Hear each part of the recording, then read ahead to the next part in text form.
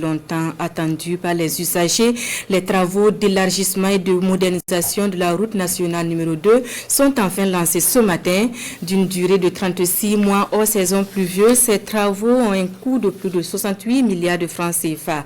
Le coup de bulldozer a été donné en présence de Moussa Ouedraogo et Draman Guéni. Route nationale numéro 2, sortie nord de Ouagadougou. Le coup de bulldozer tant attendu. Le Premier ministre Apollinaire Joachim Son Kelem de Tambela lance ainsi l'élargissement de la voie, devenu un calvaire pour les usagers. Dans 3 ans, hors saison des pluies, la nationale numéro 2 va faire peau neuve. Cette vieille route unique fera place à 2 fois 2 voies et une spécialement réservée aux bus. Le ministre des Infrastructures donne les détails du futur chef-d'œuvre. Les travaux sont groupés à un seul lot unique et consistant essentiellement à l'élargissement existant en 2 fois 2 voies et prévoit un site propre pour les bus rapides transit en revêtement béton bitumineux.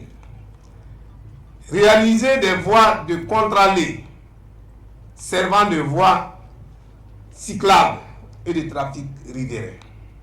Construire un échangeur au carrefour de Rimtieta, y compris 3 autres ouvrages d'art.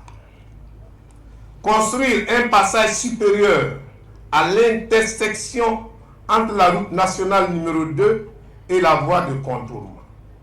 Construire des bretelles d'accès environ 3,8 km aux ouvrages ainsi que la voie de liaison. Construire des ouvrages d'assainissement et de drainage, caniveaux, dallos et amorces de canaux de grande section. Plus de 68 milliards de francs CFA pour élargir les 15,2 km de route, du rond-point de la jeunesse jusqu'à la voie de contournement. Un financement de l'État burkinabé sur prêt contracté auprès de Vista Bank. À la clé, une voie moderne, dotée de 2 échangeurs et de toutes les commodités. Les riverains commencent à oublier leur calvaire. Les matins, les gens se lèvent très tôt, mais malgré tout, on arrive en retard. Ça, c'est pour ceux qui ont la chance d'arriver en retard. On constate qu'il y en a malheureusement qui sont victimes d'accidents sur la route, avec des blessés et des décès. Donc nous avons lancé un cri de cœur et aujourd'hui, notre cri de cœur a été entendu par le camarade Ibrahim Traoré, notre président. Et cette voie pour nous va permettre à nos enfants d'accéder facilement à leurs établissements.